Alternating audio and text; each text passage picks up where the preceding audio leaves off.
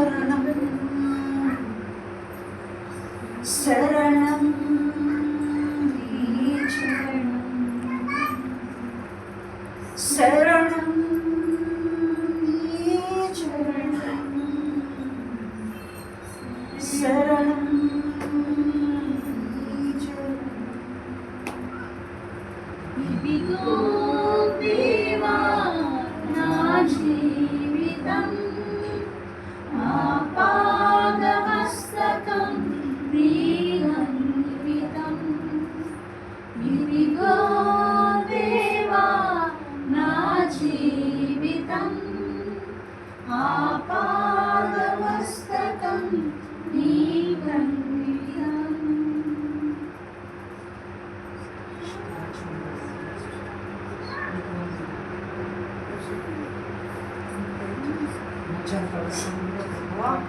ఎన్నిని బట్టి మరొకసారి అందరం కలిసి స్థుతించడానికి ఒక అవకాశం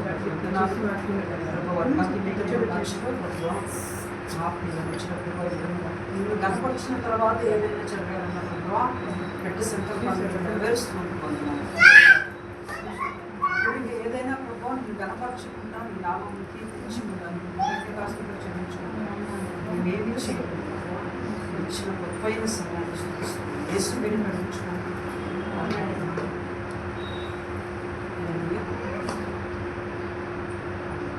ముందుగా నేను మొన్న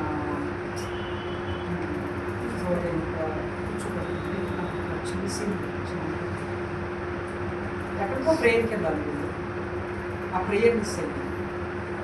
అమ్మా పెళ్ళి ప్రేయర్ ఆ వచ్చిన రోజే వాళ్ళు వెళ్ళిపోయాడు. డబ్బు పడుతున్నారు. చిన్న పిల్ల నాకు ఇప్పటికీ ఈ కుటుంబంలో ఒక స్పెషల్ ఏంటంటే తన ఎవ్రీ బర్త్డేకి నేనే కేక్ కట్ చేపిస్తాను. నాకు అది మెమరీ అలా ఉండిపోయింది.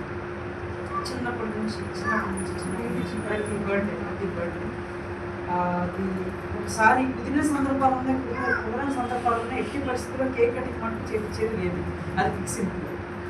బట్ అటువంటి ఈరోజు బాబుని దేవుడు పరిస్థితుల్లో తీసుకొచ్చి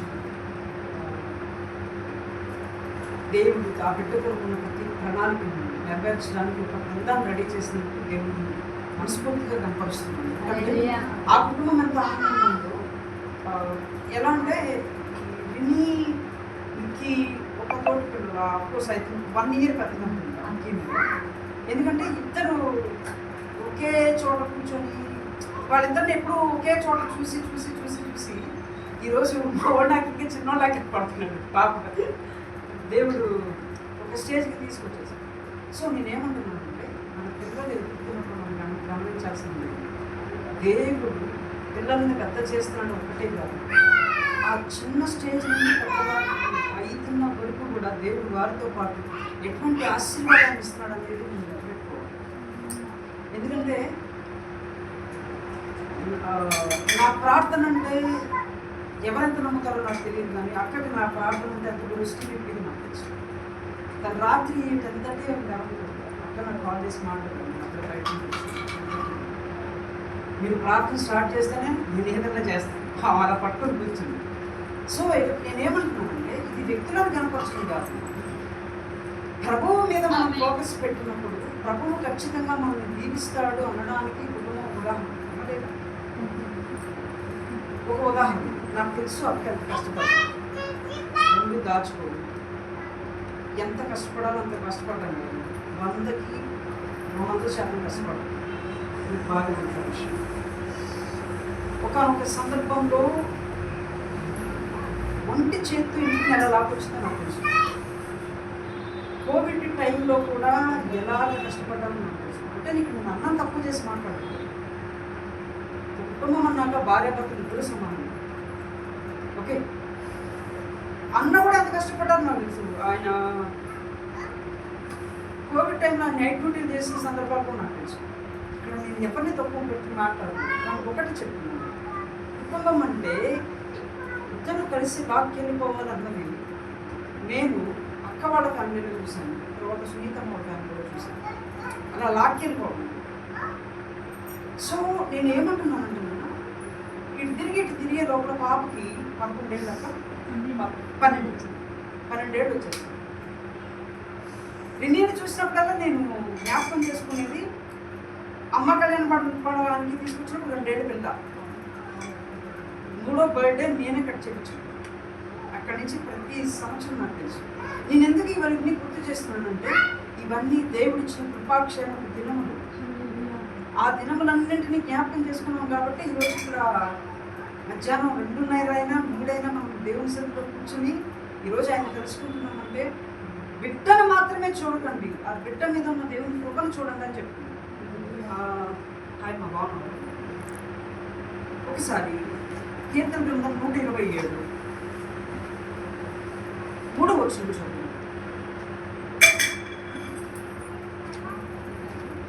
కీర్తన 127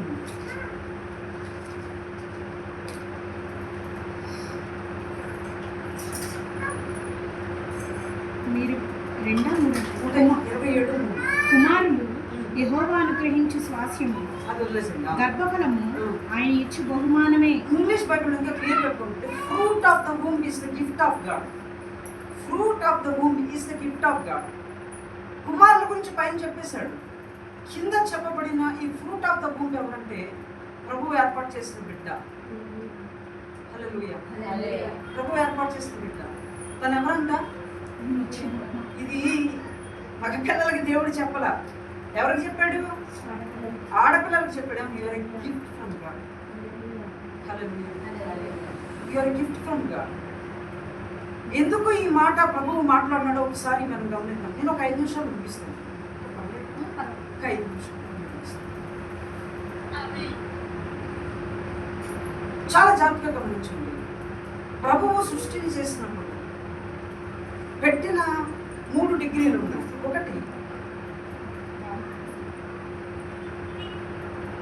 జంతు పురుషుడు దేవునికి లోపడాలి, స్త్రీ పురుషునికి లోపడాలి, వీళ్ళిద్దరూ దేవుని లోపడాలి. ఇది దేవుడు పెట్టిన ఒక డిగ్రీ. ఈ దేవుడు పెట్టిన ఈ డిగ్రీలో కింద ఉందని చెప్పి స్త్రీని దేవుడు ఎప్పుడు తక్కువ చేసి మాట్లాడలేదు. కింద ఉందని చెప్పి స్త్రీని దేవుడు ఎలా పెడితే అలా వదిలేదా. పురుషుడికి ఎన్ని బాధ్యతలు ఇచ్చాడు, స్త్రీకి అన్ని బాధ్యతలు ఇచ్చాడు. పురుషుని కొరకు ఏమేమి ప్రిపేర్ చేశాడు, స్త్రీకి కూడా అన్నీ ప్రిపేర్ చేశాడు. సరే, సమాజంలో ఒకప్పుడు ఉండేది పురుషుడు ఎక్కువ స్త్రీ తక్కువ. ఇప్పుడు ఇద్దరు సమానమే. ఎట్ ది సేమ్ టైం మీరు నేర్చుకోవాల్సిన గుర్తుపెట్టుకోవాల్సిన ఒక ఇంపార్టెంట్ విషయాన్ని చెప్తున్నాను. స్త్రీ ప్రాముఖ్యతని బైబిల్లో ప్రభు ఎక్కడా తగ్గించలేదు. హల్లెలూయా. చాలా మంది స్త్రీలు వాళ్ళని వాళ్ళు తక్కువ చేసుకొని మాట్లాడుకుంటారు, చాలా తక్కువ చేసుకొని మాట్లాడుకుంటూ ఉంటారు. కానీ ఒక్క మాట నేను చెప్తున్నాను, ఇన్ని విషయంలో ఏమి కుదరవు. తను మంచిగా తను ఏదైతే చేయాలని అనుకుంటుందో ఈ సంవత్సరం నుండి దయచేసి తల్లిదండ్రులైన వారు తన ఆ బిడ్డ ఏం సాధించాలని అనుకుంటున్నారో దాని నిమిత్తము రాత్రి మగళ్ళు ప్రార్థన చేయవలసిందే. ఎందుకంటే ఒక ఆడపిల్ల సాధించి చూపిస్తే చాలామంది నోళ్ళు మూతపడతారు. ఒక ఆడపిల్ల సాధించి చూపిస్తే ఆ ఆడపిల్ల ఇంకొక 100 మంది కాదు, వేల మందికి ఒక ఆదర్శంగా నిలుస్తుంది. ఆ లిస్టులో రినీ ఉండాలి. రినీ ఉండడం మాత్రమే కాదు, కానీ చిన్ననాటి నుండి ఆ దైవ భక్తిలో ఉండాలని నేను ఎప్పుడు కోరుకుంటున్నాను. ఒక్కొక్క సందర్భంలో, చాలా సందర్భాల్లో, సారీగా ఈ మాట చెప్తున్నాను, ఒకే ఒక్కసారి రినీని చాలా సీరియస్గా చేశాను. వాక్యం వినకపోతే ఒకే ఒక్కసారి నేను ఎప్పుడు అసలు రినీ క్యాట్లేదు, ఎప్పుడు క్యాట్లేదు. ఒక్కసారి మనకు క్యాట్లేసాను. ఆ రోజు ఇంటికి మనకు చాలా బాధపడ్డాను. అదే చిన్న బిడ్డను వేసాను. అప్పుడు ప్రభు అంటున్నాను లోపల, అది నువ్వు గసం లేదు, నేను గస్తున్నాను, బాధపడ్డాను. ఆ తర్వాత ఎప్పుడైనా సరే కొంచెం అటు ఇటు చూసిద్దాము, కానీ మళ్ళీ స్టడీగా వాక్యం. చిన్నపిల్లల్లో వాక్యం వినేవాళ్ళు ఆ పాప ఉన్నందుకు నేను చాలా హ్యాపీ ఫీల్ అవుతాను. వన్స్ ఫోకస్ పెట్టి వినిందంటే అలా వింటుంది. Okay, the same time last time ఇక్కడ కూర్చోబెట్టుకున్న సందర్భంలో కూడా వచ్చినప్పుడు చాలా పుస్తకాలు అట్టలు వేయడానికి ఇక్కడ పెట్టడం చూశాను. అరే ప్రభు, చిన్న పిల్లలైనా చాలా చదువు ఉంది, చాలా భవిష్యత్తు ఉంది. ప్రభు తన చదువు భవిష్యత్తు మాత్రమే కాదు, మేము ఇలా చూస్తూ ఉన్నాం, కానీ తనకు ఉన్నతమైన స్థానంలో అలా వెళ్ళిపోవాలి. ఉన్నతమైన స్థానంలో బిడ్డ వెళ్ళిపోవాలి. ఓకే, ఇది ఒక నేను నీ గురించి చెప్పట్లేదు. చర్చిలో ఉన్న ఏ బిడ్డకైనా బిడ్డలు వాడు ఇలా ఆడుతున్నట్టు నేను ఎప్పటికన్నా తెలియదు. మీ అక్క ఇటు వచ్చారు, మీ కొడుకు అటు ఇటు ఎవరికైనా ఇదే నేను చెప్తాను. మీ పిల్లల్లో ఏదైనా టాలెంట్ ఉంటుందా ప్రోత్సహించండి. వాళ్ళ టాలెంట్ చదువా బాగా చదివించండి. వాళ్ళ టాలెంట్ ఇంకేదన్నా దాంట్లో వాళ్ళని ఎంకరేజ్ చేయండి. వాళ్ళని ఉన్నతమైన స్థానానికి ఇవ్వడానికి వాళ్ళకు అహర్నిశలో ప్రార్థన చేయండి. దాంతోపాటు మీ పిల్లలకి వెనక్కి లాగకుండా ముందుకు కృషి చేయండి. ఏదో ఒక రోజు ఖచ్చితంగా వాళ్ళ మీద మనం పెట్టుకుని నమ్మకం ఖచ్చితంగా గెలుస్తుంది. ఎందుకంటే they are the gift from the lord. ఆడపిల్ల ఒక ఏజ్ వచ్చి మీరు పెళ్లి చేద్దాం పంపించేద్దాం ప్లీజ్. ఆడపిల్ల ముందు దయచేసి అలా పెట్టినప్పుడు వాళ్ళు ఏదో ఒకటి చేయనివ్వండి, దయచేసి. అప్పుడు వాళ్ళ భవిష్యత్తు ఏదైతే ఉంటుందో అది ప్రభు చేతిలోకి వెళ్తుంది. God will see them and God will establish them and God will succeed. మనం ఛాన్స్ ఇవ్వకుండా పిల్లల్ని అనుమతిస్తే ఎలాగా? ఆ మెగ పిల్లోడు అంటే వాడు ఏదైనా సంపాదిస్తేనే ఆ ఆడపిల్లలు వస్తారు కాదు. వాళ్ళ కాళ్ళకి వాళ్ళు నిలబడి ఏదైనా ఒకటి సాధించలేదండి. దయచేసి దానికి ఛాన్స్ ఇవ్వండి. వాళ్ళు ఉపయోగించుకోలేదు, ఆ నమ్మకత్వం నన్ను కోల్పోయారు, అది వేరే విషయం. బట్ ఒక ఛాన్స్ ఇవ్వండి. Let them be prove. ఈ విధంగా చేయగలిగినట్లయితే ఈ ఒక్క వాక్య పరిచయం ద్వారా అనేక మంది రిన్యూలు మనం చూస్తాం. అనేక మందికి ఒక ఆదర్శప్రాయంగా చిన్న బిడ్డ ఎవరి జీవితం ఎవరి కనిపిస్తుంది మాటలు ఎఫెక్ట్ అపవాదం ఏది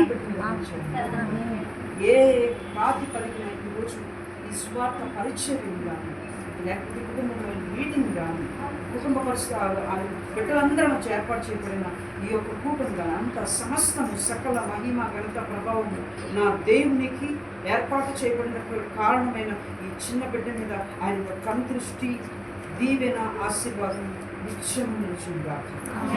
ఏ మనుష్యుడు ఏ అపవాది కనుదృష్టి కొట్టివేయనంత దేవుని యొక్క అభిషేకము కృప ఈ బిడ్డ మీద నిత్యము నిలిచిందా.